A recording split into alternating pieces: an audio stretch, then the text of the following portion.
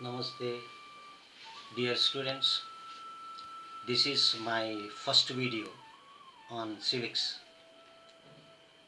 In this video, we shall discuss about Union Executive. Dear students, world's most of the countries are democratic countries. That means these countries have such a government which is ruled by the people. In a democratic country, both rulers and the ruled are the people, and the elected person, the highest authority, is an elected person. So before we come to know about the Union Executive, as you all know, the government has three organs. These three organs are the legislature, the executive, and the judiciary. What are its main functions? What are the main functions? The main function of the first organ of the government, that is legislature, is to make the laws. And the second organ of the government is the executive.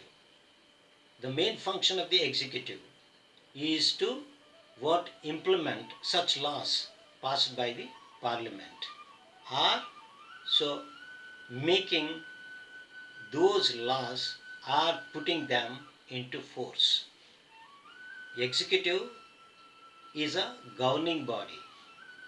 Likewise, judiciary and its main function is to interpret the laws passed by the parliament. This is the way we have three organs. This you have already come to know. Before we come to know about the Union Executive, we must understand one thing. Whatever I am going to teach you is strictly according to the syllabus. So we will discuss only such points which are prescribed in the syllabus. Union Executive. What is Union Executive? Union is nothing but the central. Executive, as I told you already, is the governing body. That means governing body of the central government. So this body makes the laws or puts the laws into effect or force. This Union Executive is consisted of the President, the Vice President, Prime Minister, Council of Ministers. The President, the Vice President, and the Prime Minister, and the Council of Ministers. The Council of Ministers is headed by the Prime Minister. This Council of Ministers include three categories of ministers. So they are cabinet ministers, state ministers, and the deputy ministers. Here there are some pictures showing the cabinet minister. This is Mrs. Nirmala Sitharaman, the present finance minister of India. This is Mr. Amit Shah, the home affairs minister. Likewise, so we have the cabinet ministers and state ministers, who maybe some are independent charge, and along with this deputy ministers. In this video, so according to the syllabus, we are going to study about the president first. So what is the procedure of election? How the election of the president is conducted, and how so this president enjoys his enormous powers. Before we come to know or discuss about his powers, let us first understand about the president and his election process. The president is the chief executive authority of India. So the present, as you all know, the president of India is Mr. Ramnath Kovind. How the election of the president is conducted? What is the procedure is followed? Let us now understand. The election of the president is conducted according to the proportional representation by means of single transferable vote. Then what it means? So in an election, an example to tell you, in an election, so there may be many candidates contesting for the election. Under such circumstances, the electors who cast their vote in the election can cast their vote for all the candidates on the basis of the priority. So that means, so they may even write number as 1, 2, 3, 4, 5. So on the basis of the preference they give for the candidate. So this is the way. The procedure is by means of single transferable vote. The election of the president is what conducted. Then if a candidate or a person wants to contest for the election of the president, what qualifications are required? A presidential candidate who is contesting for the election of the president should be a citizen of India.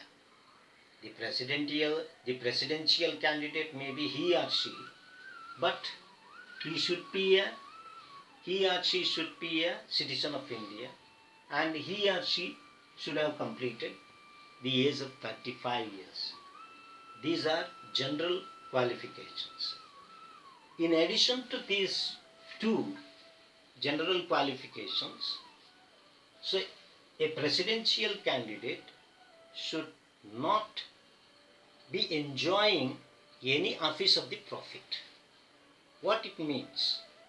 It means that such a candidate should not be a government employee or should not be a member of any governmental organization, or he must not be a member at the time when he is contesting for the election.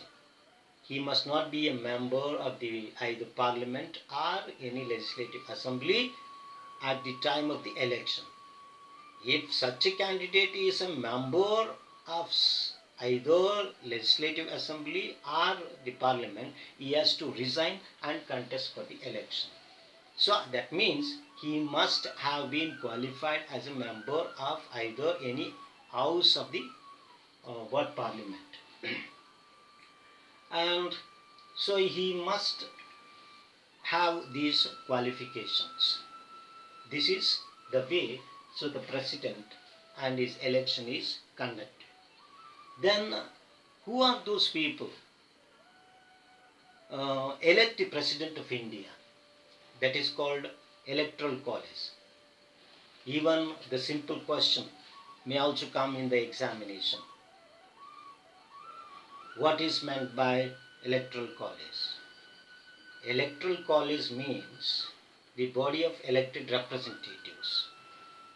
So these members are the members who are either elected directly by the people. So who are those people who are going to cast their vote in the election of the president? The electoral college which is required for the election of the president is the members of the parliament. So that means it includes both the houses, members of the parliament, also take part in the election of the president, and members of the all state legislative assemblies and union territories also take part in the election of the president. So this is called either composition of electoral college, so which is required for the election of the president, or those people who generally cast their vote in the election of the president. That is called composition of electoral college. Now let us come to know about reasons for what indirect election. The election of the president has been made indirect. So many a time this question has come in the board examination, why the election of the president has been made indirect. So the most important reason for this is that our constitution makers wanted to have a parliamentary form of the government.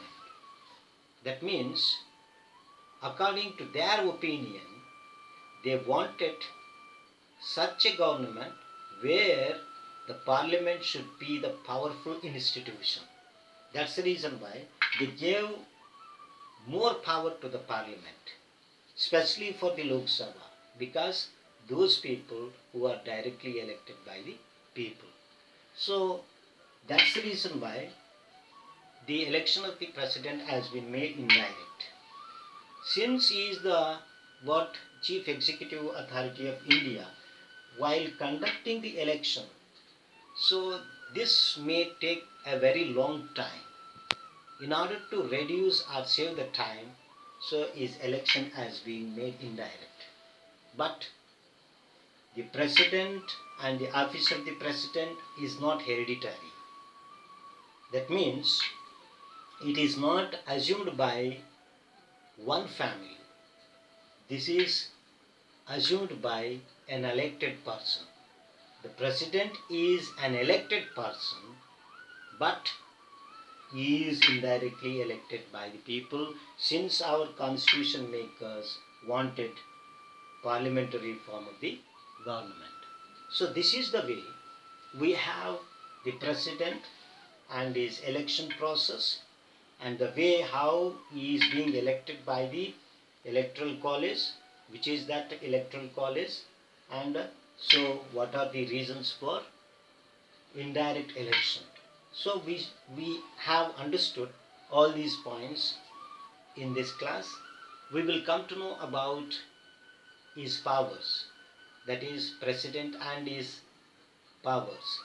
President enjoys enormous powers, so we will come to know about his powers in the next video. Thank you, children.